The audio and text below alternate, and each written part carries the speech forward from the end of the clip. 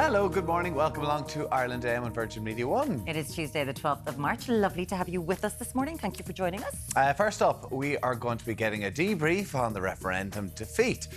What political impact this loss will have for the government. That's going to be at 7:15. I'm so excited. At 7:45, how about this? We're speaking to someone about the deposit return scheme. So this has been up and running for over a month now. How are you finding it? Have you find yourself squashing all your cans and then going, but sure, it won't read my barcode now. Why aren't you doing this? How is it getting everything to and from there? Are you like, no, I am just using my recycle bin? You can send in your questions or feedback. It's 0896 111 111. So frustrating. Now, kids all ask, well, the oddest of questions, sometimes about life and sometimes about the afterlife or life. We're going to be speaking to Dr. Coleman Noctor and getting his advice on how to explain death to children. That's going to be at 8:15. And if you want to get advice on the subject, send us in a text as well on 0896 111 111. Alan is over at the breakfast bar this morning. What else do we have coming up, Al? Well, we've got Guinness spread in the kitchen with Catherine Layden, ballerina-inspired looks on the catwalk, and the skin nerd will be here to address your dermatology dilemmas. So, if you have any dermatology dilemmas, do let us know. Now, the early bird catches the worm, and Deric's up the crack of dawn, and he's in Wicklow this morning. How are you getting on, Deric?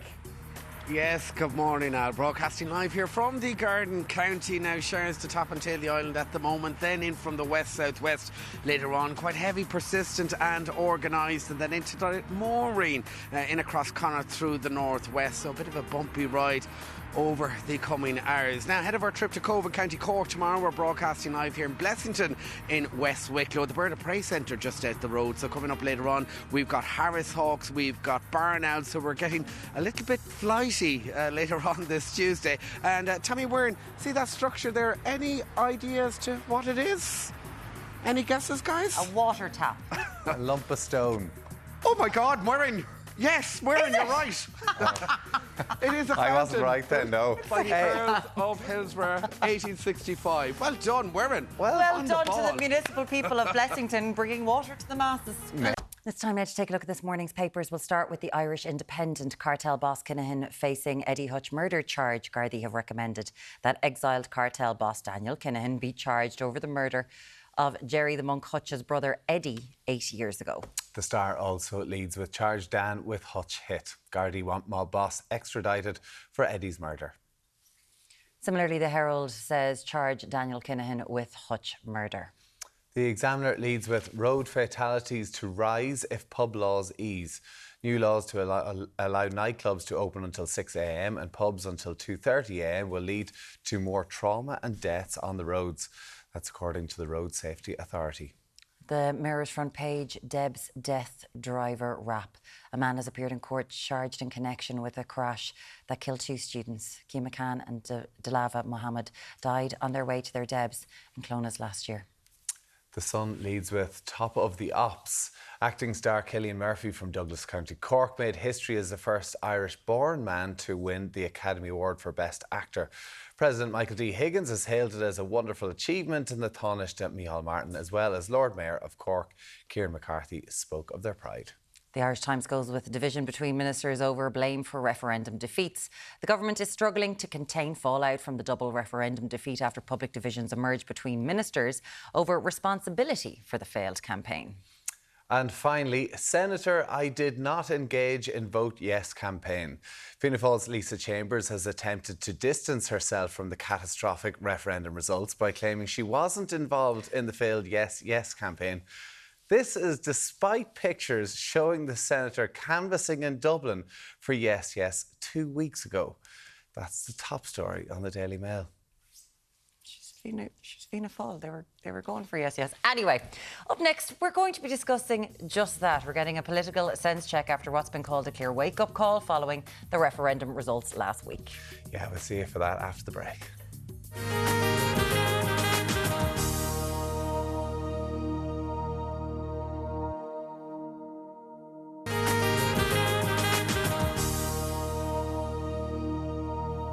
Good morning. Now, last Friday, the country voted to reject the government's proposed changes to the family and care amendments. We're joined now by political correspondent with the Irish Daily Mail, Aisling Maloney, and deputy political editor for the Irish Independent, Hugh O'Connell, to discuss the aftermath of the people's decision. Good morning. It's a pleasure to have you both here. So I suppose the question is, this was the family and the care referendum. They had them on the same day, Aisling. The government lost resoundingly in what was a relatively low turnout. How did they get it so wrong? Two wallops, as the Taoiseach himself put it. I think there was, someone described it as when you, I suppose, have an opposition that don't agree with each other but are both opposed to you, then you're kind of fighting a losing battle. So you had like an opposition to this vote that I think touched on a lot of different factions. It wasn't just, you know, one no vote that kind of resoundingly agreed on one position of why they were voting no. There were people voting no for a whole myriad of reasons. There were people voting no because they wanted no change. There were people voting no because they wanted the wording that was proposed to be stronger, so they wanted stronger change. And then you had people who were kind of ambivalent to what they were voting for and what the impact of it was. So when you have all that, and then you also had this kind of, I suppose, these factions that kind of touched and brought up some of these kind of culture war topics that have come into discourse of late. And one of those, I suppose, was this idea of removing the word mother and removing the word woman from the Constitution, which resounded, I think, with a lot of women, and particularly that this vote was on International Women's Day. And I suppose you kind of have to ask, is that a culture war issue, or is that just, you know, women wanting to speak up for themselves and having something that they believe does, I suppose, provide for them in the Constitution? But the question is, do we really support mothers to stay in the home anyway? Because 20 years ago, I'm not even, like, I remember student politics and everyone was like, we need to get this out of the Constitution, the word mother. And it's amazing what's happened in 20 years. No, we've got to keep mothers in the Constitution. Yeah, but I think it's kind of slightly more nuanced than that, because I think... absolutely. Because I think there is a strong desire... Like, I think, as someone said to me at the weekend, if in government said to me, if we'd have gone to the country with the simple proposition of take this outdated, archaic language from the Constitution, you know, language developed in the 1930s by a Taoiseach who was born in the late 1800s, we might have reached a situation where there would be a landslide in support of that. But instead, this became a very complex referendum about the state's provision of care for the most vulnerable citizens in society. It became, you know, what is a durable relationship? People didn't really understand that, what it meant, when in fact it meant it's all sorts of different relationships that were, you know, of people we know and love, of one-parent families and so on and so forth. So all of these kind of extraneous issues got thrown in on top, I think, and it was a very badly run campaign by the government, and I think there was a certain sense of, there was a kind of a misplaced confidence and an arrogance almost that the public would go for this because this is socially liberal, it's progressive, and we've had a swathe of referendums which have been passed by very high majorities in relation to liberalising marriage equality, abortion law in this country. So instead, it became very. I mean, I think the exit poll shows lack of clarity, distrust of of government, of what they were being asked. Are kind of the main issues. Why voters voted no. Because this whole liberal area as well, like the knives are out at the moment, certainly from other party members. Even one Fine Gael TD saying, we want answers in this debate. We won't be tolerating any more either. Leo's woke agenda has had its day. We're seeing that from Fianna Fáil as well, as you say. There's a lot of backbenchers who are now saying this woke agenda, let's put a stop to it, let's put an end to it.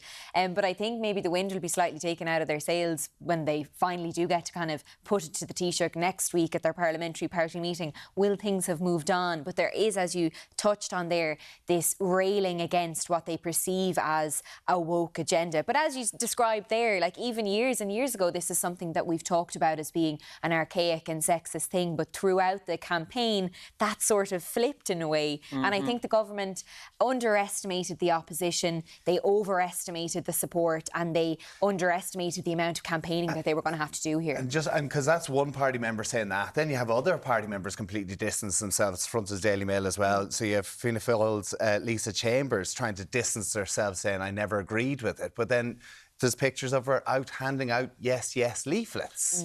It doesn't look good, It says to people, one of the things that people are really cynical about with politicians is they say one thing and they do another. Absolutely. And here's a classic example of that. So it's really damaging, and it really cuts through, I think, to ordinary people who don't necessarily spend a huge amount of time looking at politics or covering politics like Aisling and I do.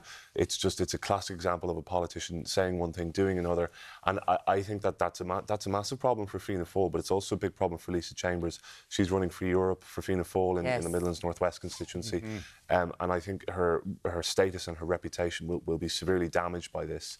Notwithstanding the fact those elections are 4 months away, but I don't think voters will forget this one. Because we need to talk about this, because again, you're engaging this every single day, and a lot of us just dip in and out. Yeah. And you're involved with the cut and thrust, and the people inside the Dáil and in the Shannon going, I could murder someone. Is there friction about all of this, Hugh? Like, are they going, what have we gotten wrong? What's going to come? Because we've got local and Europeans coming up and a general election on the way. Are they like, what are we going to do? We're what, 48 hours out since the result on Saturday, so it's not that far, it's not that long ago, and I think it's hot and heavy at the moment, but I think that will dampen down as soon as other issues come onto the agenda in the weeks and months ahead. The history going back, I think, to 2002, for example, where the Fianna Fáil government of the day got a defeat in a referendum on abortion in March 2002. In May 2002, they swept back to power. Even I can remember in 2015, marriage equality passed in the summer of 2015. In February 2016, that Fine Gael Labour coalition was kind of summarily turfed out of office. So there isn't necessarily a correlation between referendum results and election results. But certainly, like this will prompt a lot of soul searching in the parties, and you can see it. Look, there's a lot of backbiting. There's a lot of giving out about Leo's woke agenda from anonymous Fine Gael backbenchers, and there'll be a bit more of that. And I think it's a bit more free-brile now. Most of the ministers are out of the country this week. Taoiseach's in Washington for St. Patrick's Day. It might calm down a bit next week when they all come back, but. So in terms of a general election, because we're going to see one at some stage, probably in the next 12 months, does this referendum mean the apathy to vote, the people going against what the government are saying? Will this mean that the government will try and spread things out a little bit, do you think? Well, potentially, yeah, because as you say there, it has to happen in the next 12 months. Their term of office ends next spring, so you will have one in the next year. Do they think things can get better for them? Well, I think there was a lot of talk about an election being called in September around that time or October, and that a lot of that was kind of sprung about by kind of Sinn Féin's weakness, that they were falling in the polls. But it also looks like with this referendum and the thumping here, that it isn't exactly a resounding, I suppose, in favour of the government. So it's not like that they're going to jump on a great tide of polls Sinn or Féin anything. were part of, they were yes exactly, too. And they have a lot to answer for in terms of their own support. We saw in the polls at the weekend that a large majority of their supporters and voters voted no. So I think kind of Sinn Féin called this one wrong in terms of their base support. But at the end of the day, when you talk about a general election, will anyone, I mean, it does in some way, as you say there, sometimes referendums don't turn into trends for elections. Will anyone ask about this on the doors? This particularly rather referendum. than housing, health, exactly. immigration. People will probably ask about those things. I think the timing of the general election will, in a large way, depend on the outcome of the local and European elections and what happens, particularly with the government parties there, whether they get a big, two wallops at the weekend, whether there's another big wallop in June. That will dictate what will happen within the various parties. I mean, it's not inconceivable that the election could be so bad for Fine Gael that there'll be questions about Taoiseach Leo Varadkar's future. And equally there could be problems in the Greens and in Fianna Fáil. So that will, I think, will dictate when we might have the next general election. And the other thing I'd say is campaigns really do matter. General election campaigns in particular do matter. There's anything between, I think, a fifth and a quarter of voters out there who are completely undecided about what way they'll vote. And if we've learned anything over the last few weeks, it's that campaigns do matter. A bad campaign saw these two referendums badly defeated. So the same will be true in a general election. Voters' minds will focus. Do they want to stick with the coalition, or do they want more money Sinn Féin and change? and effort will be put into that as well. Yeah. 0896 111 111 if you want to get in contact with us. We'll be back on Ireland AM in just a minute.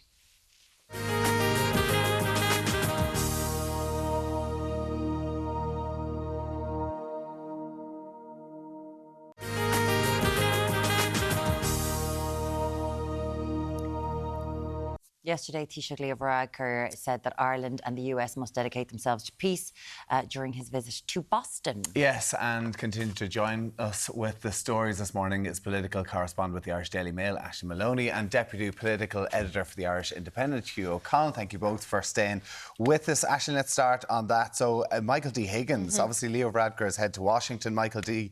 has released a strongly worded statement condemning the obstruction of aid entering the Gaza Strip. Indeed, yes. So a very, as you say, strongly worded statement from the President, Michael D. Higgins, who often finds himself quite on the right side of a lot of these humanitarian issues. But is he meant to be making statements like this? Well, I suppose, look, I mean, other heads of state, other presidents are different to our president, and they obviously do make political statements. I think Michael D. Higgins weighs it up when he makes these kind of statements and kind of uses that weight to not make them all the time, but definitely put the weight behind the issues that he wants to highlight. We obviously saw that he was in hospital last week, and I think for most people that obviously gave them quite a shock. We, I think, in this country are very in favour of our head of state, President Michael D. Higgins, and in this particular issue, I think the weight of Irish public opinion is definitely in support of the people of Gaza and what's going on there. So he was saying that basically he's totally condemning the state actions and illegal blockades, not allowing humanitarian aid and food into the Gaza Strip, where they entered the holy month of Ramadan yesterday. I think it was yesterday, and Ramadan is about fasting from dawn to dusk, but it's also about breaking your fast with everyone you love in a religious setting, and I suppose with a feast. But the people of Gaza can't do that because they have very little food. Reports now that people are eating grass. Yes, and even the food that is available is extremely expensive because in that kind of black market it happens like that. So what happened here is that the UN relief agency for Palestine, UNRWA, there was claims that some of their workers were involved in the October 7th Hamas terrorist attack in Israel, and then a good few countries stopped funding that organisation, but Ireland actually increased our funding because it's only a handful of people that are suggested to have or claimed and accused. There was literally no evidence that any of them what we're had hearing been this in week Hamas. is that Israel actually, a report to that agency found that Israel pressured statements out of these workers. So there's, President Higgins highlighted that and condemned this as a propaganda campaign against the work of UNRWA, and he encouraged other countries, like Ireland has done, to increase the aid to help people. Is this putting pressure on Leo Varadkar, who's going to be meeting Joe Biden then this week? Do you reckon this, because it's the timing of this, there must be a reason why he's decided to release a statement? Yeah, I mean, I suppose the president has fallen on the wrong side of the government in the past for saying things that isn't necessarily in line with government policy. But I mean, in fairness, in this instance, I think it's very much aligned with government policy in this area. And the Taoiseach, as you say, is in Boston and in Washington, D.C. this week for the St. Patrick's Day festivities, for want of a better phrase, I guess, given the context. But he made a very strong speech in Boston last night at the JFK Presidential Library, where he talked about the cries of innocent victims of the conflict of Gaza will haunt us forever if we stay silent. And I think this is kicking off for him a week in which he will make similar comments at every public appearance that he makes in order to convey the Irish message on what's going on in Gaza at the moment. And obviously the United States is in a very tricky, maybe not the right word, but certainly a very difficult position. A morally culpable position? A morally culpable position. And yes, in many respects, they are bankrolling Israeli arms. $10 million a day. Absolutely. But at the same time, there has been a very serious strain in relations between the Israeli President, Bibi Netanyahu, and Joe Biden. They are pushing for a ceasefire of some sorts. They're talking about building a port on the coast of Gaza in order to get aid into Gaza. But again, I mean, there's this great giving them money. This great contradiction that exists, as you say, when they are bankrolling Israel's bombardment. And also when Israel controls those borders and could let in floods of humanitarian aid. Of course they could. And America could force them to do that. Move on to that'll be the Irish story. message very much in this week. Closer to home. So another story here as well, obviously, is around the Garda and Drew Harris. So a member of the Midlands Gardaí took a bike from the Garda station, gave it to an elderly farmer. He was then the guard was suspended for 3 years and placed under criminal and disciplinary investigations. Now being cleared. There has been a lot of people now speaking out against this and saying that it should have been Drew Harris sacked a long time ago. Retired Judge Gillian Hussey said this. Yes, indeed. Those comments from that retired Judge Gillian Hussey on social media saying, as you say there, that the Commissioner should have been sacked over this. And we know there's no love lost between the Garda Representative Association and the Commissioner, Drew Harris, and the GRA also saying that the Commissioner has something to answer for here. But we're seeing this morning in the Irish Times that responses from the Garda Press Office have kind of sought to distance the Commissioner from this particular incident. And it's actually something that I suppose in the midst of all... How can you distance a Commissioner from this? Like, I mean, when there's a 99% of the GRA voted against them.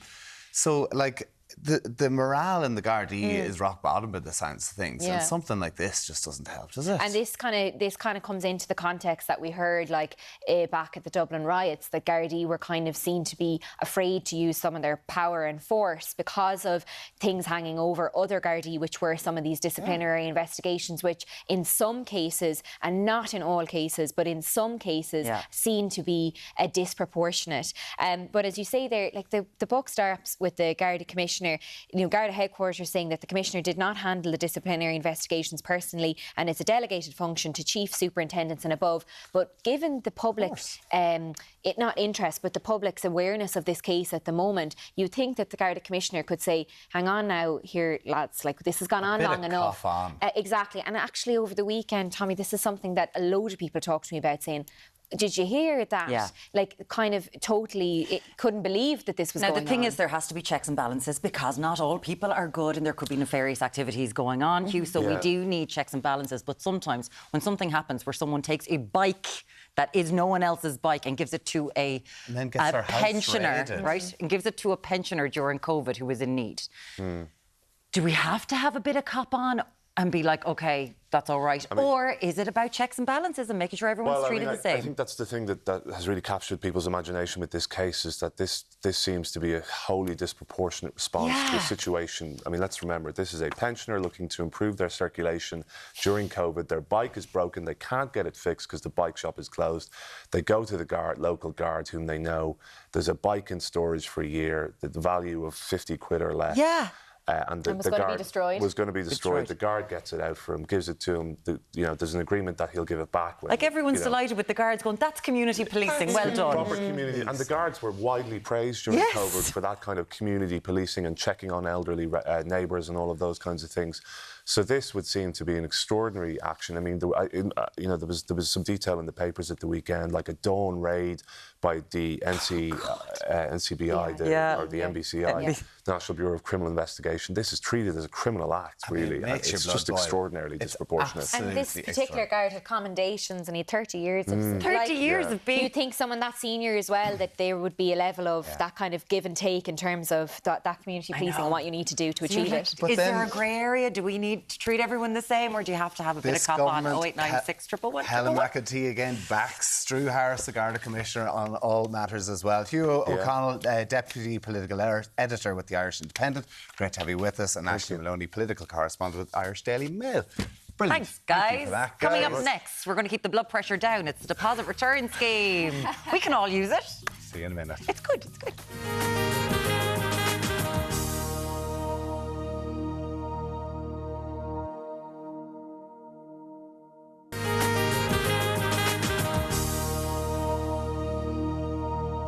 Thanks for staying with us. Now, the deposit return scheme has been operational now for more than a month now, and despite the problems with the reverse vending machines, Return have claimed that it has been a solid start. We just got a message, an email in from the deposit return scheme, and it says 5 million containers have been recycled to date. Joining us now to address the scheme's teething problems and what's going on and how you do it properly as Head of Marketing and Communications for Return, it is Niamh Kelly. Niamh, how are you doing? Good morning, Niamh. Thanks. Listen, all the chat's been about you for a while and people checking their bottles and seeing if the right label I didn't even know what it was. I see it now. It's just an Nora return on it, on each bottle. So this has been in place, right, since the 1st of February.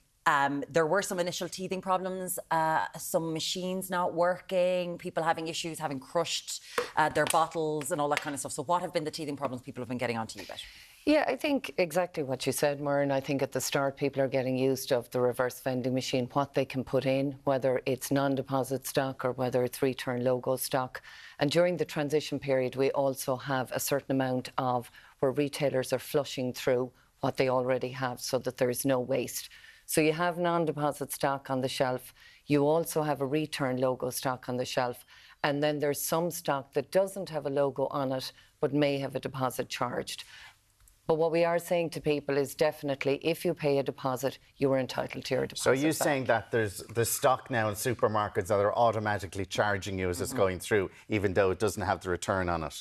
There are some of How those. do you know? Can I ask you, how do you know that you've been charged that deposit if you're not checking your receipts? You can actually, we have a barcode checker on our website. So if you want to double check if you've paid a deposit or not, you can check out your barcode and it'll tell you whether it's in the scheme or not. And why are supermarkets allowed to charge you a deposit if it doesn't have the return on it? Why are they allowed to do that? Surely you should be saying you can't do that until until you have your bottle with the return on it. Yeah, unfortunately, there are some during the transition period that won't have a logo on it, but do have a deposit charge. But you will get it back when you bring it back to a reverse vending machine. So anybody who's paid a deposit, you are entitled to get it back. Can I, sorry, Niamh, about this now. Yeah. So if I checked my bottles yesterday, there was no return bottle. So if I went back with my 6 bottles of water to Dunn's or Tesco or whatever, and I said, I've bought these, and they went, no, you bought them before that came into play, before it started.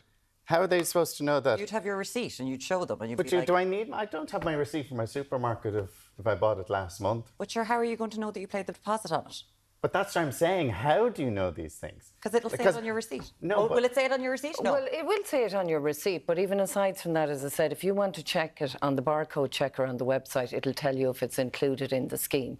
And if it's included in the scheme, as soon as you pop it into the reverse vending machine, it'll give you your voucher. So once it's in the scheme, included in the scheme, and it's registered with the scheme, you will get your money back. You confused? So you don't need the receipt, Alan. And yeah, if no, there's a I'm just quibble- saying, like, so I can go back with bottles that don't have the or on it and go, I've got these, I need my deposit back. Yeah. Yeah, okay, that's all I want to know. When it comes to putting the item in, people were having issues with barcodes not being read, with it not being straight. Has that message gotten through that you have to make sure that the barcode can be read, you can't be crushing things, you have to bring everything back kind of in pristine condition? Yeah, well, I think even from the outset, we kind of said empty and undamaged. And really, people don't need to rinse out the bottles or anything like that. As long as they're empty, you've finished your drink. You can leave the bottle cap on or off, whichever you want. But it's really the case of the machine actually reading the barcode. So some of the bottles, you might have something that's slightly square. It might take a second to go. We can take a look at someone doing it. I think it got rejected on this, if we can have a quick look at that as we're having a chat, because this is one getting rejected. So Okay. it comes back out. So it kind of comes back out. So people are finding this incredibly frustrating. Yeah. This was Deric doing his. Okay. Yeah. So what do you do in that regard? Do you go up to a member of staff and go, can you please help me? Like, why isn't this working? Are the staff in the shop responsible for this? Well, the RVM belongs to the retailer. So let's say in the case of what you're showing there, that should actually be taken in. I'm not sure why that isn't being taken in. If it has a return logo on it, it should be accepted by the RVM. But straight away, what we've had is some people coming in and saying, OK, this has been rejected. We need to look at that machine. Is there an issue with it? And in the first few weeks is what's called a tolerance. So it means that in order to prevent fraud, you know the weight, the shape, the kind of general look of the bottle or the can and the barcode. So that's all read as it goes through. And you need to widen the tolerance so that that's accepted. So machines have been changed to accept that. And are, like Mirren was saying, do you go to member staff? Have the staff in supermarkets and local shops been trained in this? Do they know what the problems with the machine might be? Yeah, they've all been trained by the RVM suppliers. So let's say whatever reverse vending machine you have, you're trained by the supplier. There's, again, we're in the first 6 weeks, so there's things like, it could be something as simple as, something at the back of the machine hasn't been closed properly, or the bin might be full. So if there's downtime, it's just a case of talking to that actual retailer and seeing what's going on. People are wondering who's making the money from this. Where's the money going? It's a not-for-profit. It all goes back in. So let's say it's what's called a producer responsibility scheme. So the producers pay for anything they place on the market. And how we operate is through the producer fees, the unredeemed deposits and the sale of the material. Okay. So it's all not-for-profit. There was a report in the Sunday Independent that young people are getting very ingenious and that they're scanning the barcodes and they're putting them, then photocopying them and putting them on bottles to get money back.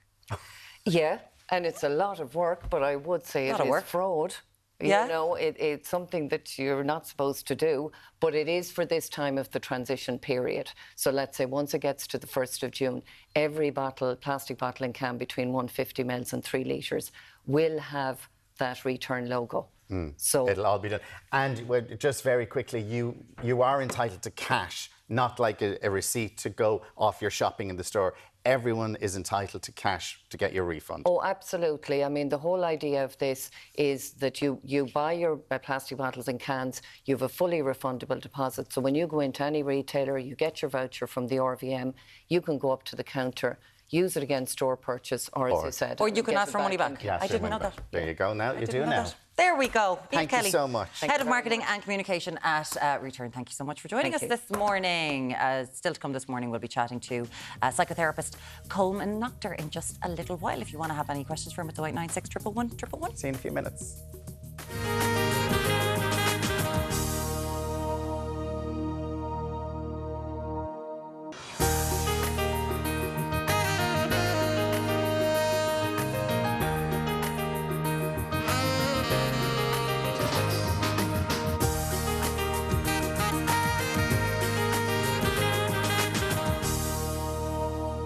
Time now to take a look at this morning's papers. We'll start with the Irish Independent cartel boss Kinahan facing Eddie Hutch murder charge. Gardaí have recommended that exiled cartel boss Daniel Kinahan be charged over the murder of Jerry the Monk Hutch's brother Eddie 8 years ago. The Star also leads with charge Dan with Hutch hit. Gardaí want mob boss extradited for Eddie's murder.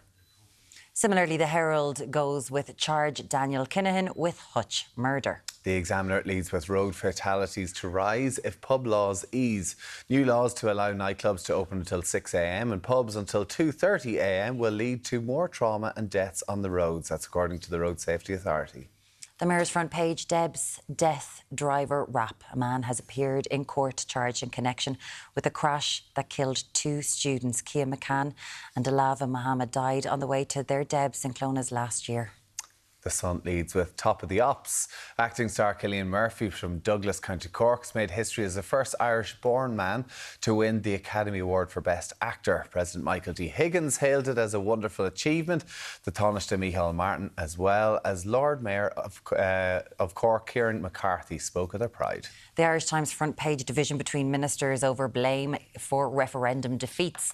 The government is struggling to contain fallout from the double referendum defeat after public divisions emerged between ministers over responsibility for the failed campaign. And finally, Senator, I did not engage in Vote Yes campaign. Fianna Fáil's Lisa Chambers has attempted to distance herself from the catastrophic referendum results by claiming she wasn't involved in the failed Yes Yes campaign. This is despite pictures showing the senator canvassing in Dublin for Yes Yes 2 weeks ago. That's the top story on the Daily Mail. It's Even Catherine got in on that one. like how stupid sometimes. honestly. Like really. Now, would you like to go to a really great show? Well, this week on Ireland AM, we're escaping to the whole new world with Disney's Aladdin. The critically acclaimed Broadway and West End musical will have its Irish premiere at the Bord Gáis Energy Theatre next week, and it's going to run until Sunday, the 14th of April. So it's the perfect treat for all the family this Easter. Yes, Aladdin comes from the team that has brought us other beloved Disney productions such as Beauty and the Beast and The Lion King. We're giving you the chance to treat your bestie to an overnight stay in the 5-star Anatara The Marker Dublin Hotel. VIP tickets to see Disney's Aladdin, along with some exciting prizes. So to be in with a chance of winning, just tell us about a friend you have who is like no other and why they deserve to be celebrated. You can get in touch on Ireland AM Comp at virginmedia.ie. It's on the screen right there. That's Ireland AM Comp at virginmedia.ie. Best of luck. Great prize. Yeah, great prize. Love it. Best of luck with that. Now, guys, you were talking earlier on, we were discussing a number of things, but the deposit return scheme. Yeah, got Could a have done lot that of for about attention. 20 minutes. We There's so could've. many more questions. We just wanted to ask her How so does much. it work? Yeah, how Why does it won't work? it work for me? Why won't I take my But bottle? we're getting a lot of people just going, it's too much hassle. I just stopped buying as many bottles. Isn't that a good you thing? said that yesterday, harm. and that is a good I've stopped thing. doing it. I'm like, Yeah. I can't be bothered. Yeah, I don't want to store them in the house, so I'm like, grand. Eilish, how many of the bottles that were recycled would have been recycled at home anyway? This is good because they were saying that it's 5.3 million. But also, we contaminate an awful lot of our recycling in Ireland. So it gets mixed up, and this way Yeah, they can be what do you mean? sure. Yeah.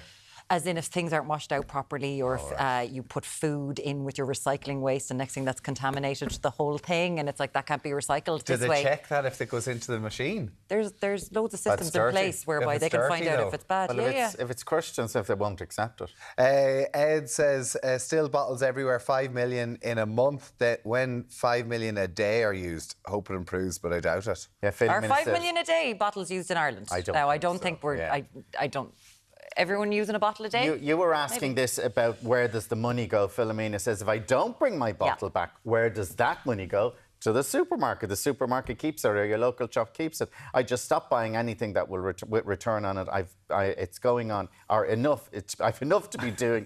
I'm going You back. okay? I'm going back to tap water, says Philomena. good on you. Philomena. Yeah, that's what we. That's what they pour the want. Tap, yeah. They want that. All the microplastics in those bottles anyway. It's a good thing. Yeah. Great thing, I would actually think. Martin said, return 2 water bottles to a supermarket where they were bought with the logo and the machine wouldn't take them. I asked a member of staff, and his response was, I don't know why it didn't work. Well, Should there be a... we did ask this, and they They were like, the staff all have been trained up. trained. They said the supermarkets and everyone have been trained, so they should know what's wrong. They should know. Any good experiences? Yeah, any Do we good have to give out? Is it good? Are you bringing it back, getting your voucher, putting it off your shopping? 0896111. Yeah, give us your 111. texts on it. What are you making of this deposit return scheme? But listen, I think it's good to see that over 5 million drinks have been collected in just a month, which is a positive And sign. Niamh was comparing it to, I think it was Romania, around 2 million in 2 months. So Yeah. we're well up We're there. well up there. Well done to everybody who has taken part in that. Now, coming up next, we're going to be talking to Coleman Noctor, and he's going to give us advice on how to talk to our children about difficult things. See you in a minute.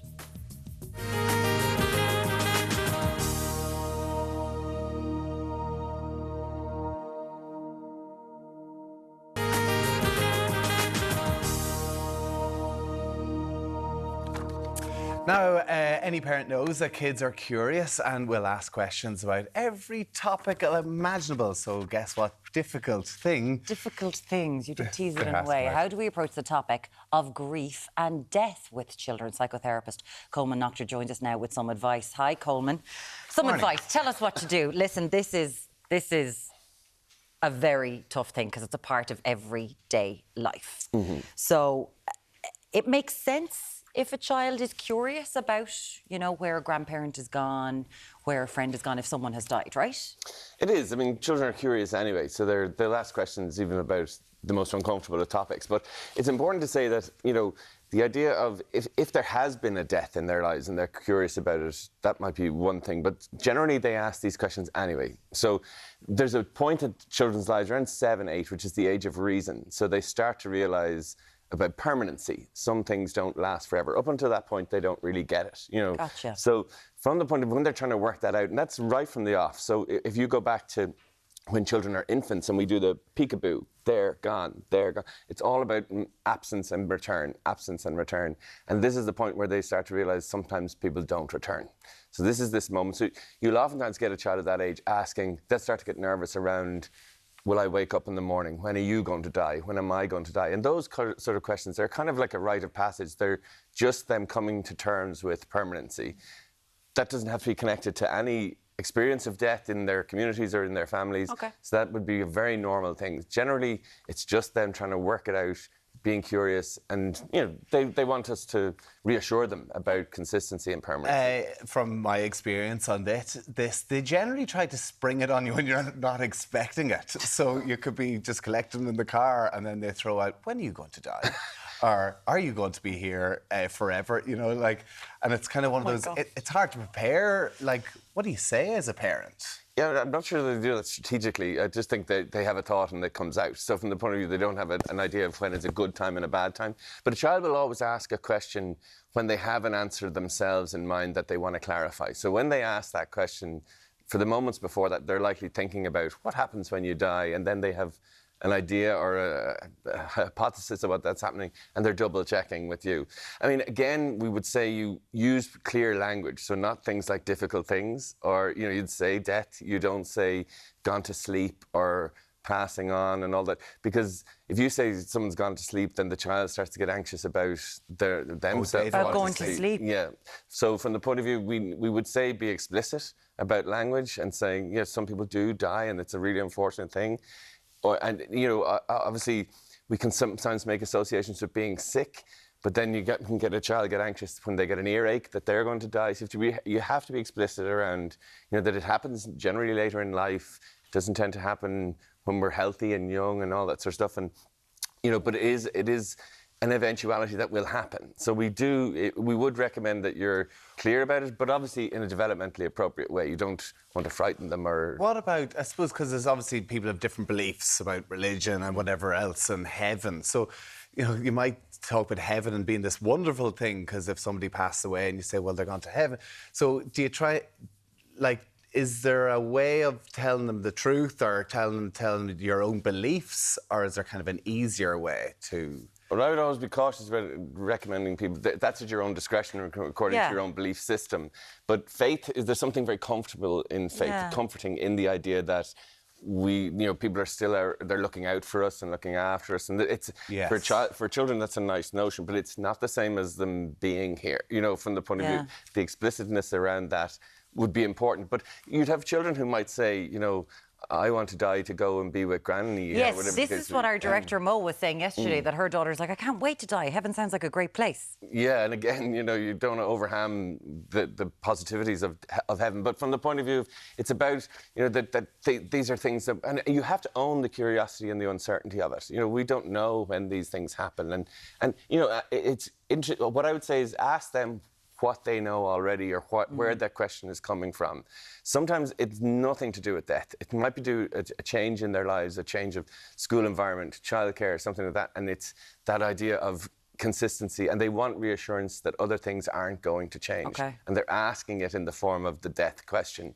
In other words, it genuinely is a question around what happens when you die. And in that situation, you obviously have to be, I would say, be specific, but be comforting and supportive. And you reassure them of all the good things. So they might say, you know, children have a belief that when you're 100, you die. So on your 100th birthday, you die. They'd have all these kind of misconceptions of it. It's a very abstract concept for a child to get their head around. So you have to explain it in a comforting way, but not in a way that fudges the fact that it happens. Different age groups as well, probably different. Yeah, I mean, a child, maybe somebody who's approaching teens, you can have a much more abstract discussion around the concept of around what they're panicking about or what they're worrying about or why that's come to their minds. A smaller child, it really would be just around kind of reassuring them that we're all healthy and, you know, we'll look after ourselves and we'll always be there. But you also remind people that when that happens, that there's a great deal of support that people get, and, you know, communities come around, and, you know, if there was somebody in the community that maybe they attended a funeral, point out, look at the support that people come out and how people helped each other and how people, you know, were there for each other after that. And, you know, so you have to reassure them of the hope of humanity and that comfort, but it isn't about saying that, it's so tempting to try and comfort them and say, that'll never happen. Yeah.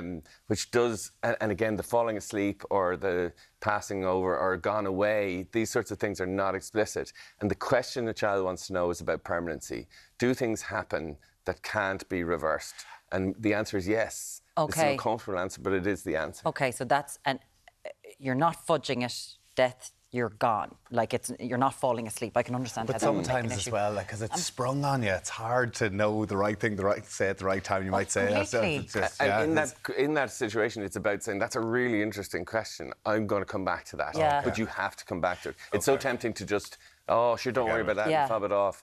But and child knows when you're omitting something or leaving something out, and what's left out of the story oftentimes causes more anxiety than what is told. Because the concept of death can be hard for adults. You know, where we go. If you have a belief system, fantastic, Nirvana, Valhalla, whatever it is that you're thinking, amazing. An awful lot of people don't. But when we're treating the idea of death itself, I know that for me, and I'd say for you, I don't know about you, but like when I was younger, 3 years old, a grandaunt had died and, my head was shoved into that coffin and, give her a kiss on the forehead. It was very... Sure. I remember that. Should we hold off on things like, the way I was brought up that way? I'm probably comfortable now at a coffin, but some people aren't. Like that whole thing about the funeral is hard as well, right? For sure, and grief is an utterly subjective experience. People experience it completely different, and especially children. Children may not get upset at the time of a death, and that's okay. It might be, there's a thing called maturational grief. So a child might experience a death of someone when they're very young and not understand the consequence of it. Say, for example, if a young girl loses her mom or something like that, and it's when she's 13 or 14 heading into adolescence, she recognises that loss and the sadness hits her then. And that might be 4 or 5 years after the event has happened. So she doesn't feel that she can bring it up at that point because everyone, she doesn't want to re-upset everybody.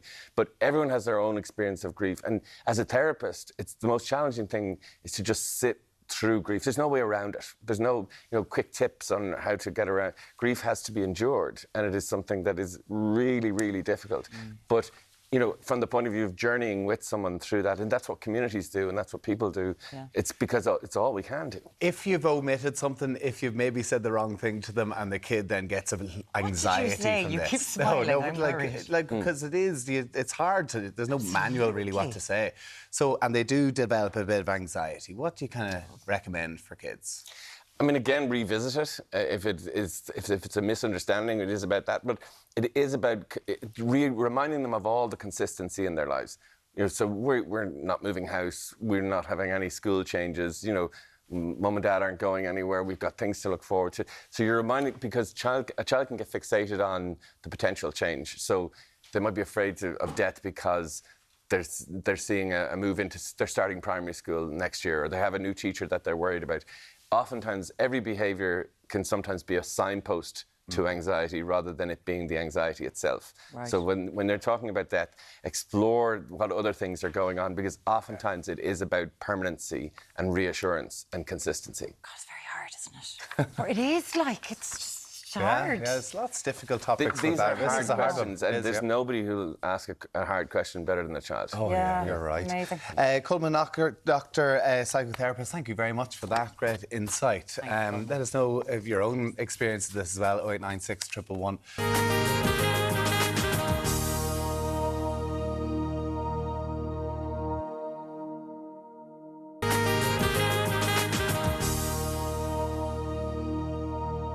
Hello, you're very welcome back. It's my favourite time of the show, Ireland's. We're using one of Ireland's most popular tipples in the kitchen this morning. Yes, Catherine Layden is here and she's making Guinness brown bread Guinness in the brown run-up bread. to Paddy's weekend. Correct. Yum. And there are lots of ways you can serve this. I'm serving it with corned beef that I cooked myself last night. We have it here. Sure, we've been milling into it. Good. Look at this here. Now, lovely. it's also Look lovely at with that. smoked salmon. Beautiful. Hence, I've got the lemons there, but the smoked salmon's at home in my fridge. I forgot it. So anyway, all right. in here I have melted 2 ounces of butter or margarine, and to that I'm going to add a tablespoonful of treacle. And a tip we've given before, if you want to take treacle or golden syrup out of a container, heat your spoon in boiling water, tip it in, and then Look at that. it'll all just fall off. I can honestly say I've never bought treacle in my life. Well, why would I? Because I don't bake. No, you wouldn't be baking. No. I wouldn't say. Well, you will now. Now, 'cause you'll make Yeah, this. I'm making you'll this. make this now. So just stir the So, sorry, what's in there now? What have we got just in there? melted butter, 2 ounces, 50 grams melted butter, and a tablespoonful of treacle. Treacle, right. Just over the heat On until a the low butter is heat. melted. Until the butter is melted. Now, here I have 450 grams, that's 1 pound of our coarse wholemeal. That's the wholemeal. The wheat ground down to a coarse stage, nothing added to it, nothing taken from it, right? Right. To that, I'm going to add about a tablespoonful or 2 of oat flakes. You could also add pinhead. You know, pinhead is the stage before you get the oat flakes for porridge. And it gives a nuttiness to the bread, but it's quite chewy. Yeah, You this know? is lovely. Yeah. Now, here I have 2 tablespoonfuls of brown sugar. And we're going to add to that 2 level teaspoonfuls of bread soda. Okay. And it's So the bread everything soda. in the one bowl. Sorry, what's bread soda? Bread Is soda. that like, It's a raising agent that activates with an acid. is it So if- bicarbonate soda? Or The is same it- thing, same Sa- thing. Oh, yeah. it's the same thing. So grand. if you were using buttermilk, Yeah. that would activate the bread soda. Oh, so you don't need it if you buttermilk? You do need it with buttermilk. Oh, sorry. But you wouldn't use baking powder with buttermilk, right? Now it's You're the Guinness. confusing him now. Yeah, it's the Guinness is going to activate it for us today. Now, mix them together. So Here I have is it this like instead of the water or the milk, it's just same as the milk, same as the buttermilk, 400 mils of Guinness. Now, you've about What's I 400 think that's mils? 500 mils. Oh, so nearly a big can. Correct. I'm going to grab some mustard. Now, just to mention to you, if you wish, you only have about 100 mils left. If you want Drink to it. drink it, or else toss the whole lot. Drink responsibly. Yeah, or else toss the whole lot into the bowl and let the bread sit for a few minutes. It'll before- soak it in. It'll soak it in, exactly, yeah. To save, I don't like waste at all myself. No, sure, you can have a little. It's only And if it soaks it in, will it make it a bit softer or anything? No, if you let it have a sit. difference? No, if you let it sit for a few minutes, that won't happen. Oh, Now you stir until you end up with quite a wet mixture. It's very wet actually. And you put this in at 375 Fahrenheit, 190 centigrade or gas mark 5.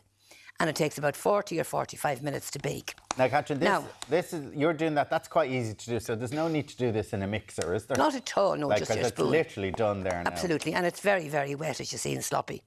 So that means when you're baking it, I suggest you bake it in below the centre of the oven because hot air rises, as we know. Top part of the oven is always the hottest, even with the fan oven.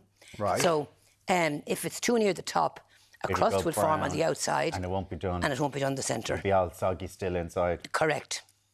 Not the soggy bottom, but the soggy centre. Okay. So now we just toss that in, see how liquid it is. Now, if you've added the full 500 mils of stout, just let it sit for a few minutes, but not essential, because we're now going to spread that, and I'm going to put it in the oven and take out the But one. it is very simple, That's isn't it? it. What? Oh, that's it, Tommy. That's unreal. Now we're going to take out the one we put in about I just- 45 minutes What? ago. Now, below the centre, I as you spend see, so much money eating bread, buying bread. Oh, And there you you can just go go. make a couple of loaves like that. absolutely, That's unreal. dead cinch. Now, onto a clean tea towel. Turn it out because we want to get a nice soft crust on the bread. Right. So, now I've lined the tin, as you saw there. A soft crust.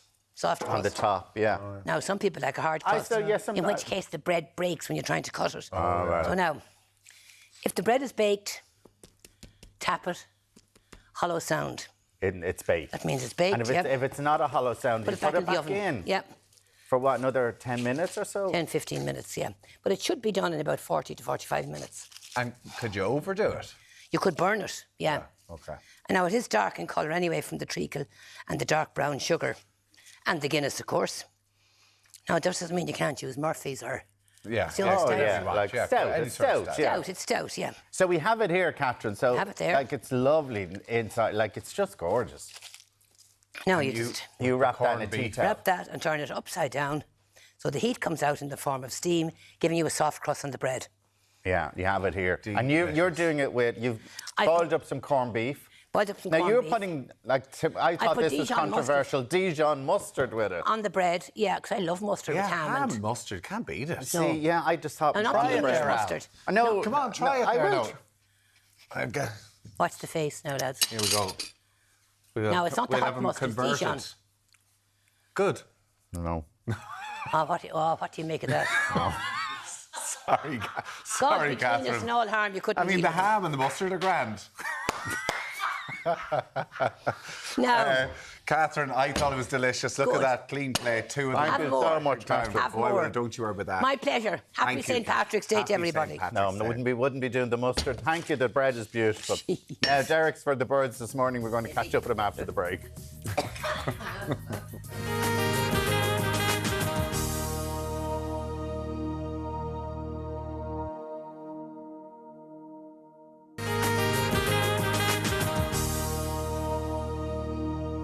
You're very welcome back now. All morning, Deric has been soaring and flying with the birds at the National Birds of Prey Centre at Russborough House. From falcons to hawks, Deric has earned his bird watching badge this morning. How are you getting on, Derek? Yeah, I'm literally for the birds, guys. We're making lots of new feathered friends down here in County Wicklow. Isn't that right, Tom? Yeah, at the National Bird of Prey Centre, yeah. We've about 40 birds here, Derek, this morning. Yeah, anyway, we're joined now by Tom and Donal. We're down here on the grounds of Russborough House, in fact, just outside Blessington in County Wicklow. Tom, first up, tell us about the National Bird of Prey Centre itself. Well, we're here since 2016.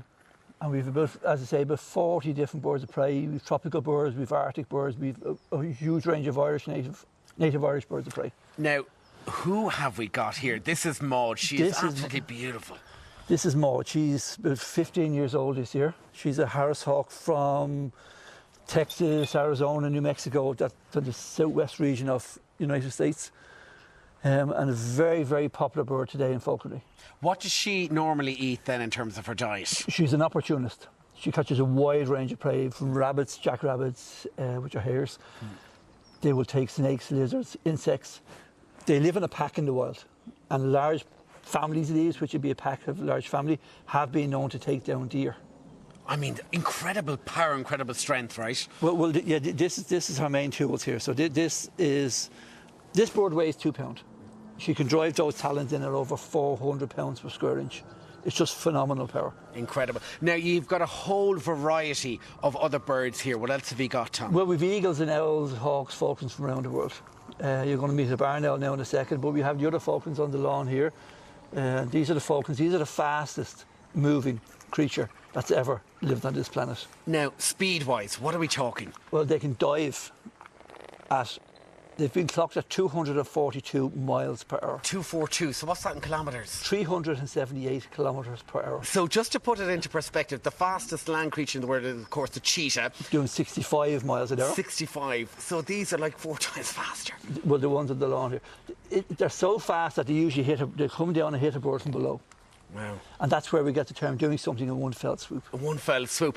You mentioned here those hawks are found quite local here as well, right? Well, we had a wild sparrowhawk pass over there a minute ago, so we have wild hawks, and they're getting more common. They're legally protected now in Ireland and across Europe, and rightly so. Where are we at with the eagle population? We had that reintroduction of the white-tailed eagles as well up across Donegal. Well, if you look here behind us, we have the white-tailed, we have the golden eagle, and we have the red kite. They are the 3 reintroduction programmes in Kerry, Donegal and Wicklow. And how's that breeding programme going now? The white-tailed eagle's doing quite well. They're moving right up along the west coast. The red kites in Wicklow are doing extremely well. There was approximately 200 of those born last year in Ireland. So that's a super success, and that's all part story. of the breeding programme and all, the reintroduction all program, protected yeah. as well. All right, we're going to come back to you in a few moments. First up, we've got Donal here. Good morning to you, Donal. Deric, Deric. Yeah, Deric. And who have we got here now, Donal? So here we have Eugene. He's our new barn owl. He was born last year, so still technically a baby. Hasn't hit one yet. And this is one of our native species we have here in Ireland. We have 2 natives in Ireland, the barn owl and the long-eared owl. Are you saying hello to us? Talk us through the beautiful feathers. Aren't they absolutely incredible? So, Eugene's feathers, they're been known to be one of the softest feathers in the world. And if you give it a little feel there in the back, you'll see it's like silk practically. And these birds here, and they use those feathers when they're flying for silent flight. That softness in their feathers means that they don't make any noise when they fly. So when they're hunting, they're constantly listening out for their prey, and that's why that shape on his face is so important. It's for grabbing sound as he flies over the field. Numbers, where are we at the moment? So they're not great. It wasn't that long ago we had a really healthy population here in Ireland. So 80 or 90 years ago, we probably had around 2,000 pairs across the whole island. They did a study a few years ago, and it was closer to 200 pairs. And that was due to a few, well, there's a long list of things that can go wrong, but the 2 main ones really is secondary poisoning and habitat. Okay, but there's been a lot of work done with the farming community as well to help try and boost the numbers, help protect the species. A massive amount, yeah. So obviously education's the main thing, educating the farmer to know poisons aren't the main source of pest control. This is the best pest control in the world, and there's grants out there for these farmers to help reintroduce these back into their areas. They're putting up barn owl boxes to give them homes, and they're obviously trying to stop using the poisons. And if you can get a pair of these on your land, it's the best pest control in the world. You'll save so much money. You've got a whole range of other owls here, a wide variety. What have you got? So we do. We've got a lot of birds here, different birds, and a lot of owls. And we've arranged from Eugene, our barn owl here. We've got a little owl, hence the name. They're really small. We'll meet later. We've got the other native species here in Ireland, the long-eared owl. We've got the great grey owl. We've got the Harry Potter owl. Everybody loves our snowy owls. And and a few other ones from all over the world. And they're really, really interesting birds. They're incredible birds, yeah, really. They're stunning. And each one is different in their own little way, and how they hunt and how they fly and what they do. And it's just amazing every day. Like you learn something new about them, and every day they amaze us all, really. Gurmil Mahagut, Donal, you also do hawk walks and hawk tours here, Tom. We do. People book in with us and go fly either an owl or a hawk. So they get a tour of all the birds and get their chance to fly one as well. But you spoke to me earlier, you said it's all about educating people about these beautiful birds, right? Absolutely. As I say, years ago they were persecuted, some of them into extinction, and they had to be brought back to Ireland. So it's an educational bird of prey centre. So you love it? It's our own little madness, yeah. It's your own little madness. Well, I'd rather be working with the birds than Absolutely. Where can we find out more online? You can check our website. You can actually book in through our website as well if you'd like to go fly a hawk or an owl, which is nationalbirdofpreycentre.ie. And across all your socials as well. Exactly. All right. OK, from me and all the crew here, Tom, Joan, we have got Maud, and what's this little fella's name? Eugene. Like, look at this. Absolutely beautiful. We're for the birds here this morning. Back to studio. Isn't he beautiful? What's that bird, Catherine? What are you saying there? Thank you very much, Deric. It's an owl. There's It was a barn owl. Yes. stunning animals, Maud was really, aren't chatty, they? wasn't she? Maud wants to go for some food. Gorgeous. Speed of them, unbelievable. Thank you very much for that, Deric. Very, very interesting. Now, coming up next, Anna Geary is going to be here. She's going to talk about purpose, performance, and parenthood. We find out if ballet core fashion is more than bows and bubble hems, Tommy. I don't know if that's my bird, actually. I know all ballet, my daughter. Skin nerd dresses. Your dermal dramas. We'll see you soon.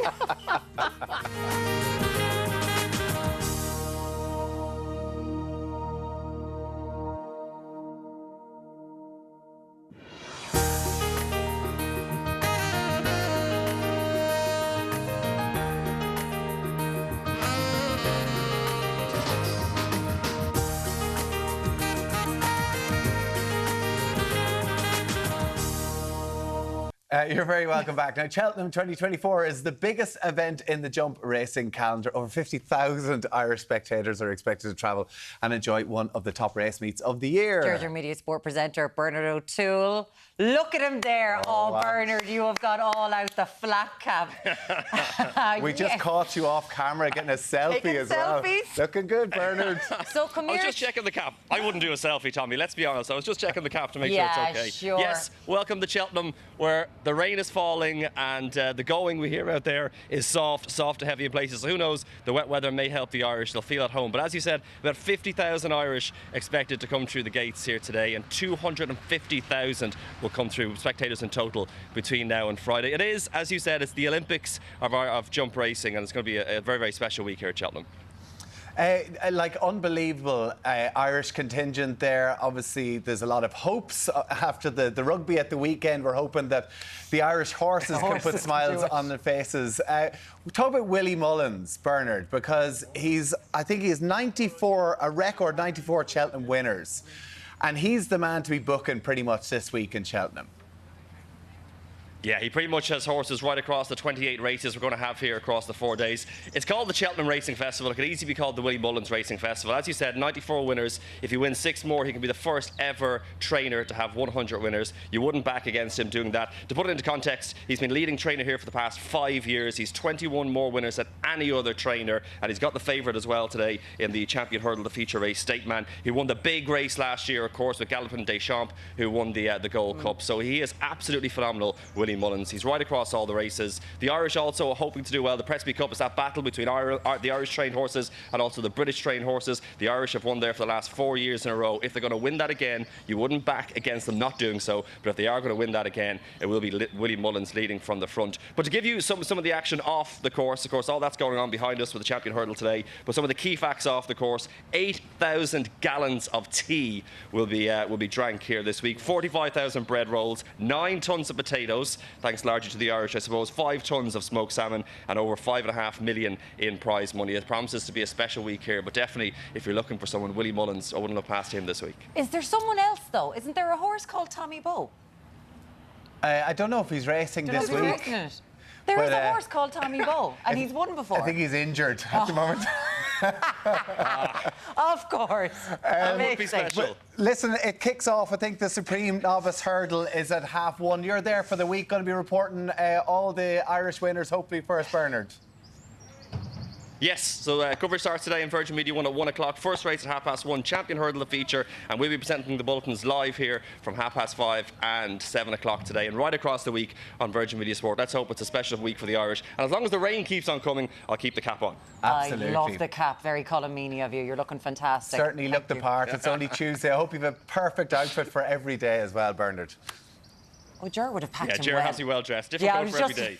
I was just about to say, Ger will have packed you to within an inch of your life. Thank you, Bernard. We'll talk to you again very soon. Is Tommy Woe actually injured? I don't know. I'm not too sure. God, I'm going to have to Google that immediately. Now, coming up next, Anna Geary is going to be here talking about her game plan on and off the field. We'll be back with you in Ireland AM in just a minute.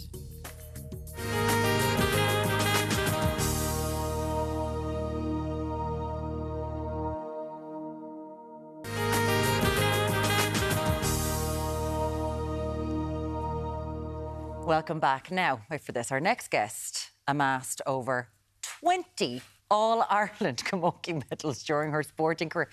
20. And since then has gone on to have a hugely successful career in broadcasting.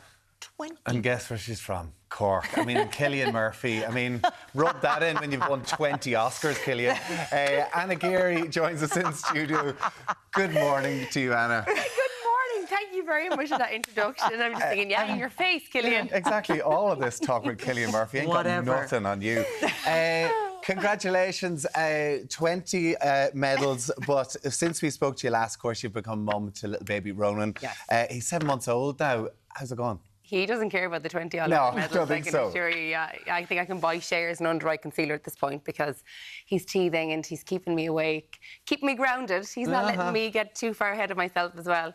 But it's been the greatest privilege, but the greatest challenge of my life. Like, you think hard training sessions in the throes of winter are hard, and then all of a sudden you're catapulted into this world.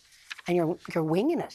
You described it, you feel discombobulated. I think that's a good way to describe it. Because it is, like, there's so much going on. You're trying to get to grips with yourself and who you are meant to be now, even as a mum. You know, the physical aspect of the healing. You have to, there's somebody that, to them, you're their whole world.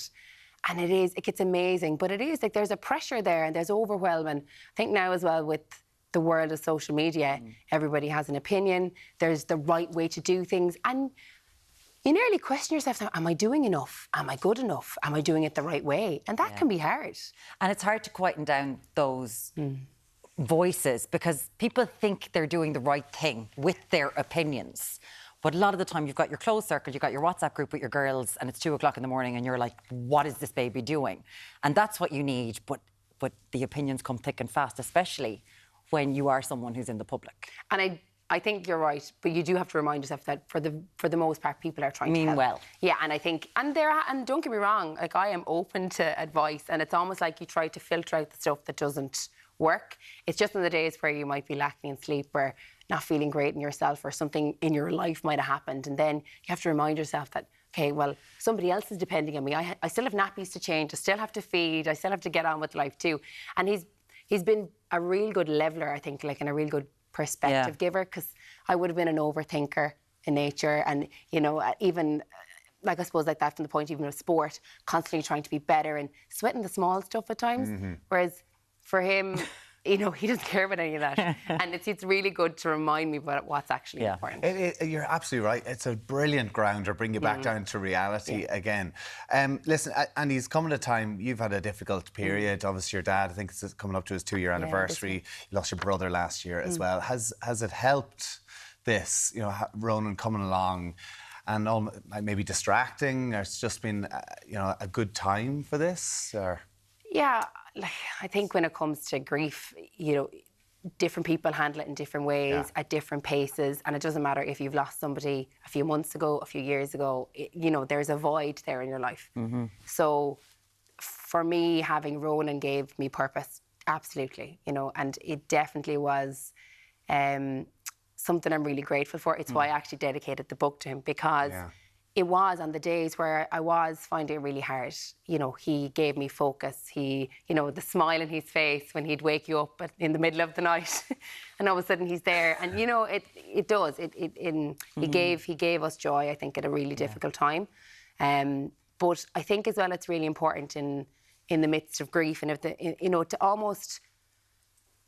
to find ways. And we were speaking about this off air, to try to rebuild your life and to try to move forward however you can, and to nearly find like pockets of joy. So whether that's a really good phone call with a friend, or a really good almond croissant and a hot coffee, because hot coffee's rare for me at the moment. I'm reheating it in the microwave. Oh, yes. But just finding ways to give yourself those little, I suppose, boosts, you know, because grief is something that can blindside you on the most random days. You know, often it's the big days you're expecting to feel the hardest, but you're prepared for those.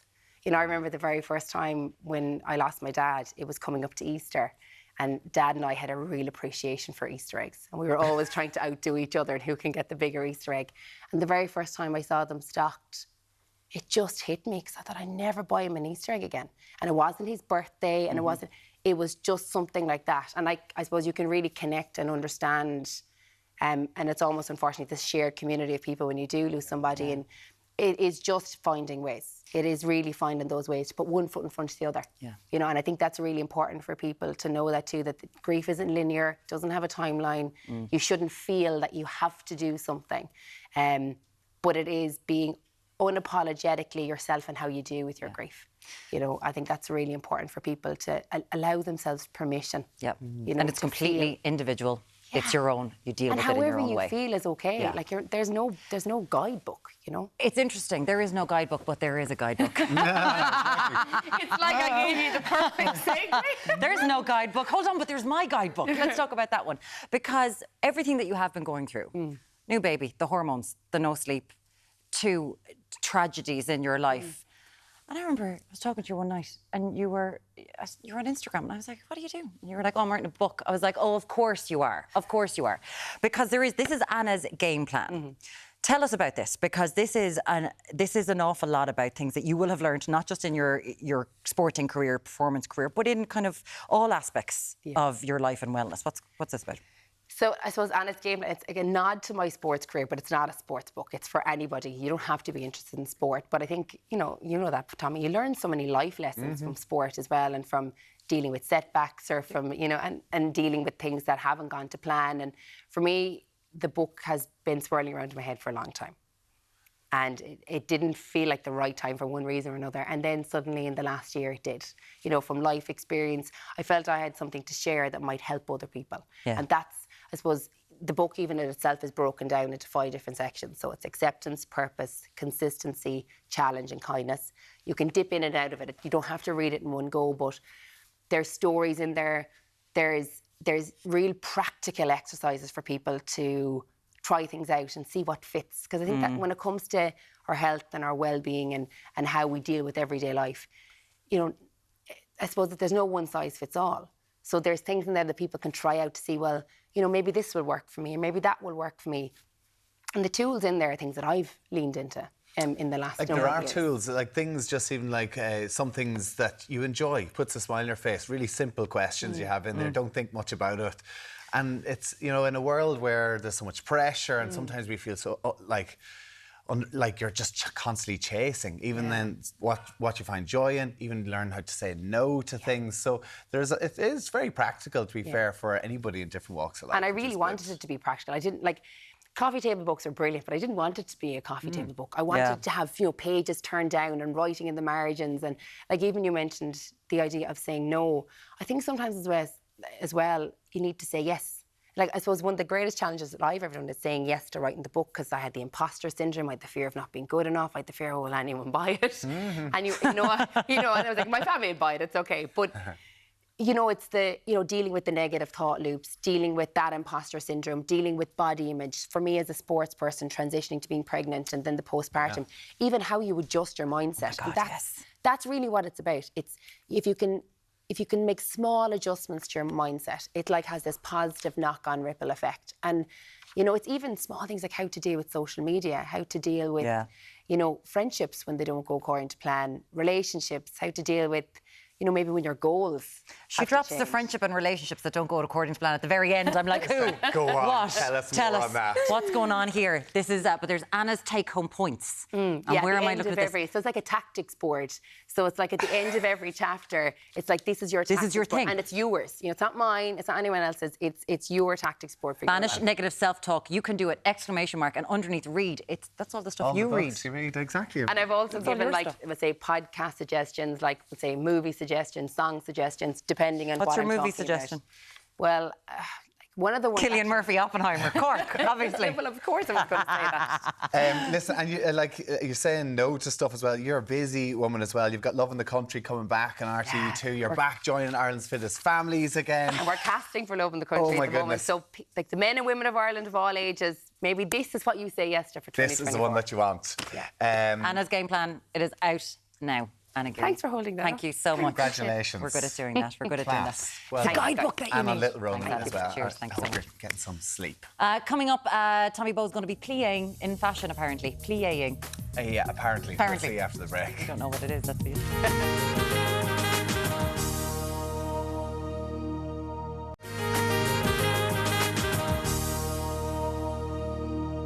Frills, fluid, fabric and femininity. They are all the rage this season, Alan. Yes, are they? They are. Stylist Lorna Waitman is here to tell us about the popular...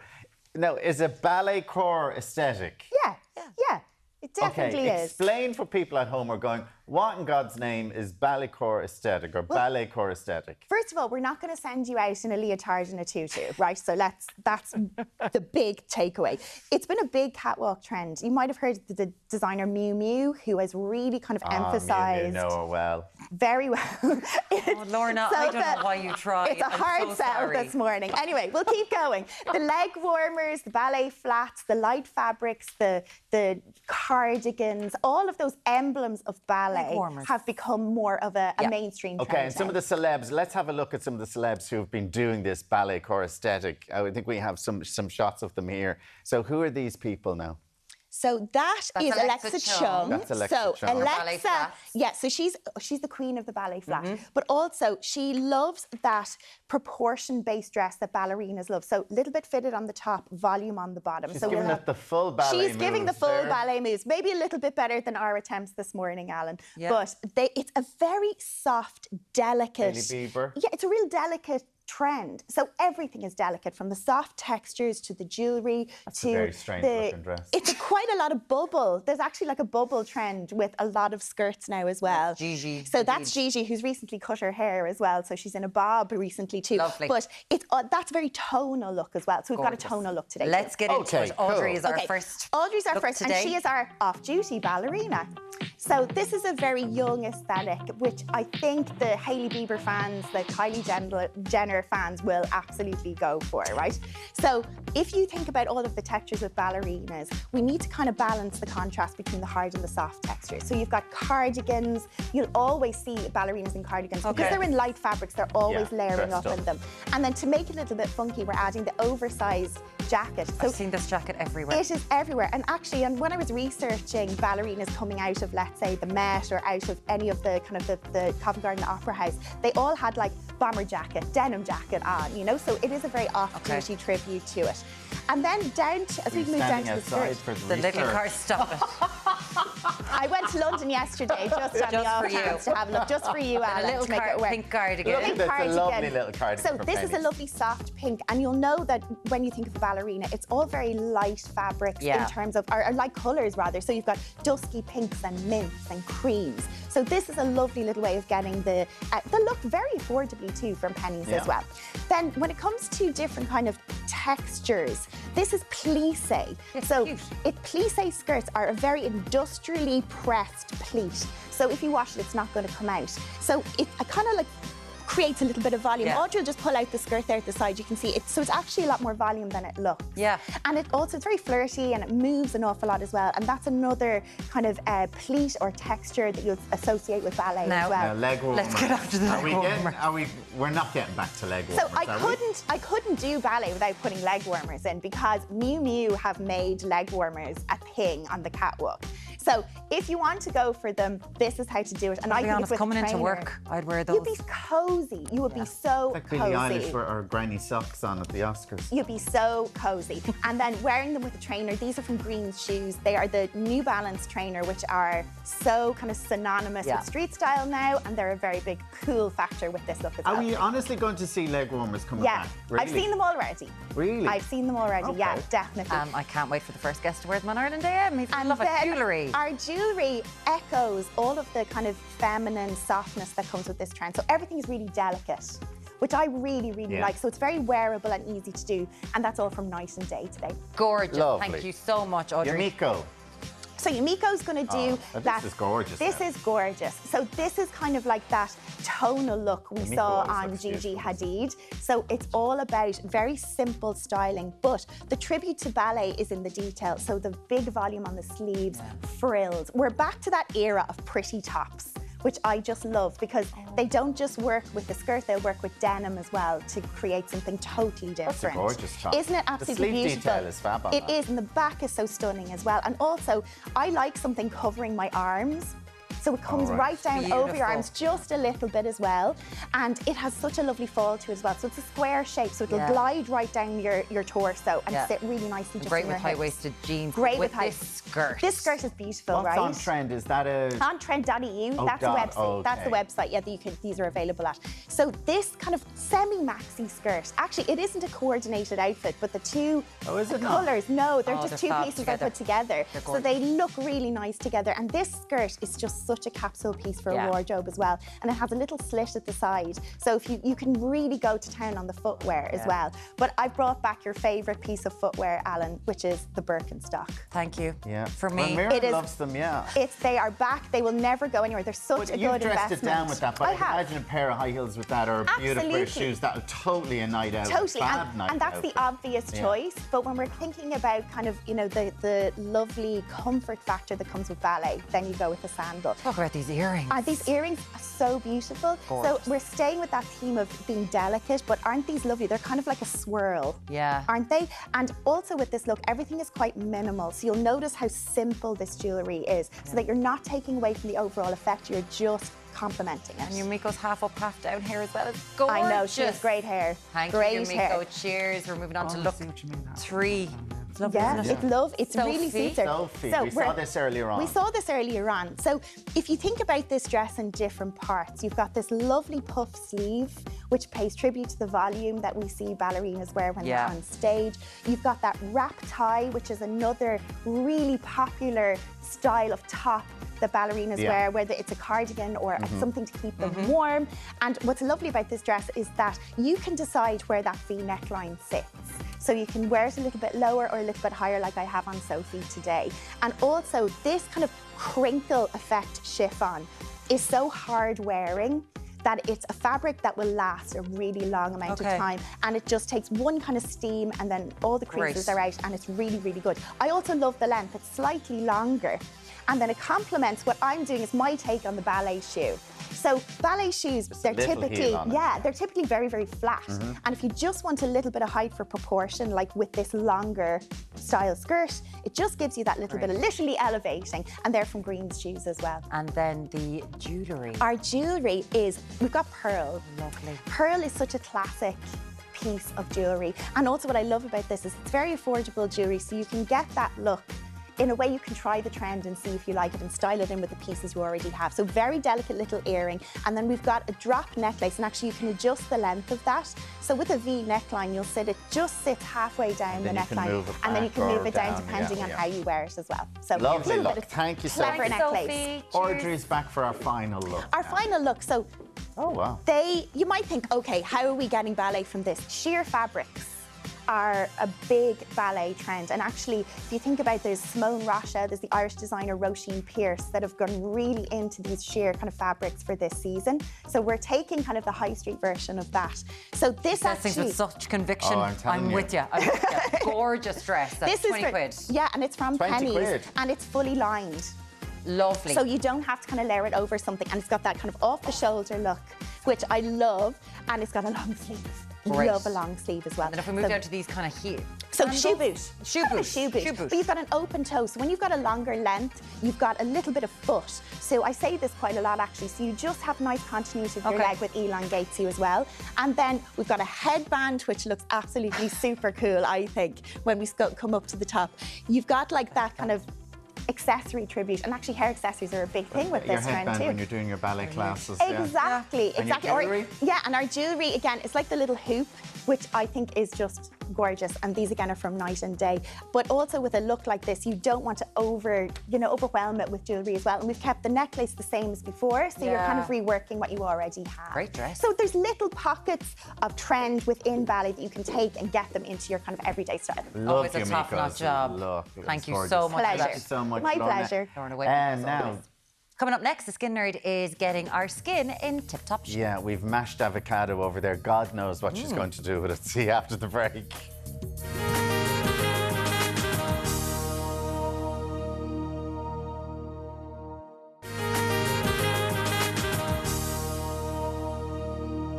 When it comes to mad skincare crazes, there's no telling what Jennifer Rock will have us trying next. Now, before we become her beauty guinea pigs once again, let's start with answering some of your questions that you sent in. Good morning to you, Jennifer. morning. And as always, when you're on, we get loads of questions. Yes. Let's start with Michelle. I've heard the phrase skin barrier before. My skin is so sensitive, but I don't know how to look after it. This barrier is any advice? So you're talking about skin barriers this morning. Yeah, so barrier essentially is, as the name says, the skin barrier. It's there to defend us from the elements. Now, there's almost an ecosystem within our skin barrier, and there's something called, I suppose, bacteria within our skin, and we hear about that a lot with our gut, but in this situation, we're going to talk about topically. So the first product I have here is an Irish brand. So with the week of Paddy's, I thought, why not? So this is Sauce Skin Health. This is the Microbiome Booster Serum, but ultimately, it's all about having a good bacteria revolution. It's created by a beauty therapist, 25 years, and a doctor who has a specific interest in physical chemistry. So definitely nerdy and definitely scientific. But ultimately, if you feel it, it's beautifully hydrating on the skin. It's for all skin types. It does give a beautiful glow. But most importantly, it has pre and postbiotics in there, meaning that it helps that skin barrier. It helps that natural microbiome on the skin. Helps with inflammation, sensitivity. Oh God, a little goes a long way. Genuinely a long way. But ultimately, it feels good, gives a glow, but it actually really helps to repair the skin's barrier, and that's important because we tend to irritate our skin a lot. They actually are the first brand in Ireland to have a particular microbiome-friendly seal. Ultimately, it's the creme de la creme when it comes to probiotics. What stage do you use that in your routine? Morning and night, cleanse, then this. Then this. Yeah, genuinely. And then microbiome. And then a factor 50 on? Yes, you'd always put your SPF on, absolutely. And then leading in with the next piece, I suppose, the next question, there's a lot of talk about... This is Irene, I've heard talk about probiotics in skincare. What do they do? I thought they were something that you ate. Yes, and they are. So we do talk about them a lot in terms of internal health, but this is an external piece, continuing on from what we just said. So again, the skin is an ecosystem. It has its own natural microbiome. What we're trying to do with topical skincare is mimic that. So this is, if you feel it, a beautiful textural product. This is JS Health Probiotic Vitamin Moisturiser, really affordable, but it has seaweed in there, which is an Irish. We always love it. Ceramide, squalene and arnica, a really calming, cooling, anti-inflammatory, beautifully hydrating product. So when you say anti-inflammatory, would you do this if your skin has been, like if you had a breakout or something like that? Or if you use, I use a lot of acids on my skin, retinol on my skin, so it's about a give and take. So just give back to the skin whilst you're taking so much from it. Calm it down. And the weather outside, it's cold, it's hot, it's cold, it's hot. So it just really helps to calm the skin. So definitely one to consider. And a lot of stats, and the fragrance is natural, but a lot of stats, 90% of people saying they see a big difference in their skin. Oh wow, that's quite fantastic. nice. It smells lovely. Leanne said, I'm a nurse. I have 3 little ones at home and my skin is always dry. Do you have anything? Now, obviously, she wants to buy something, but can the whole family use it? Do you know what? And since we spoke about a couple of weeks ago, teen, preteen, teenage skin, people are really asking, what can my whole family use? And I think this brand in particular, Human and Kind, is one that it has a conscience, it's got beautiful ingredients inside it. The product right in front of you there, then wherein is the family remedy cream. What do you mean it has a conscience? So it's sustainable, they care about the packaging, how they source their ingredients, which it means they have heart and soul, and not all skincare brands are like that, unfortunately. So this particular product soothes and smooths. You can use all over the body. It's suitable for even the most eczema, irritated prone skin. So for someone who's a nurse, it's like a nice cream. If you pop it on, it could be like a hand cream, a body cream. You can literally apply it from top to toe. It's got 8 ingredients in it, all calming, rose hip oils. But it is, if you think about a little human that has like irritated skin, ideal for it. Or nursing, you're washing your hands using hand sanitizer so much, gets all the moisture back into the skin in a very natural way. So this is, you know, a tub for 35 quid. Would you put this on with wet skin so that it would last, it would go longer, you'd be able to get more use out of it? Now, this one is actually the 100ml. They do have a 200ml for the same price, so it does come a lot larger. So it's great to have in the, you know, the bathroom cabinet press. But yes, and to use wet it skin, all over you. Yeah, straight after and you can use it all over. You can use it all over and at all ages. So I think it's nice to have as your go-to handbag. family press at home that has all the lotions and potions in it. Marianne, I'm in my late 40s and the big 5-0 is coming around the corner. I need to add something into my skincare that is not injectables. Yes. So we love a lot of products that have, I suppose, active ingredients in it, but sometimes they can be irritating and that they don't suit everybody. And, if we're jet setting off on beautiful holidays and we want to use products that really help to hydrate the skin, then this is one for them. So this is for you, Alan. What are they? This is Neostrata Rebound Sculpting Cream. So ultimately, there's peptides in skincare. Now, our skin naturally has peptides. They're amino acids. They're like little bossy boot cells. What this means is when you're applying it to the skin, the technology, as always with Neostrata, they have tiny little peptides. They're actually 2.5 times smaller than most peptides on the market. What does that mean? It means it gets into the skin in a way in which that actually will trigger the skin's collagen and elastin. So it's really firming and lifting. Does it, Whereas typically, honestly, and whereas Neostrata they do use acids, and we have a little bit of acids in there. So we've got PHA, AHA. Basically, it's an exfoliant with peptides in a very gentle, progressive manner, but in a non-irritating way. So still getting results without any irritation. And this is for your face only? This is new. It's for the face, a kind of neck up. People are getting great results. Look it up online. People are getting great results on their neck and their jawline area for that lift and sculpt that we would all like to have. This hand is going to be amazing in a few years' time. And this one's going to be glowing rubbish. and this hand is rubbish. Glowing, guys. Glowing. Okay. What do we do now? Retinol sandwiches. Retinol sandwiches. Now, what is a retinol sandwich? sandwich? So retinol, an ingredient that everyone tends to go, and Alan, I'm going to give you this beautiful little headband. Would you like to wear that as well? There you go. So look, I brought with me, I care for you greatly. You look beautiful. Look, it's a ballet. It's a oh yes, I should wear a tutu. We would have been fabulous. So first, if I'm going to ask you to pop a little bit of that onto your face. So what is this? So retinol is an active ingredient, but some people don't do well with it. So what I have here is exactly, just leave it like that. We'll blend in a little bit more. This is an Irish brand, Ellen Joe Plump and Protect Day Cream. Beautiful product, hyaluronic, ceramides, glycerine, but ultimately you put that on before your retinol so that the retinol doesn't get into the skin as quickly. So you're kind of preventing the rate at which you don't want the retinol to get in. You do, but sometimes it can cause sensitivity. So a little bit of this onto your hand and then over onto the same area. So you put the cream on first and then the retinol. Exactly. And so this particular product has obviously got your retinol in it. It has essential fatty acids. It doesn't actually need to have that sandwich because it's really hydrating. And that's it. And then you put your cream back on over again. it back on again. So it's a 3-step. You're basically sandwiching the retinol in between the hydrating cream that is the product. Amazing. So it's a hydrating cream and retinol. That is so lovely. That is a sandwich there. Maren? You look sandwiched. It's there. We're going to get to hand mask next week. Yes. Can we do it next week? Sorry, it's there and it's all ready to go. As always, you can find Jennifer Rock on Instagram afterwards at the Skin Nerd. That's all we've got time for today. Tommy, what's coming up tomorrow? Thank you very much, guys. Yes, tomorrow our GP is back to address your pressing health concerns. Dr. Kiva Hartley will be here to tackle your health questions and offer her expert advice. So if you do have questions, send them in to us, 0896 111 111, like how to remove a pink bandana from your head. We will help you.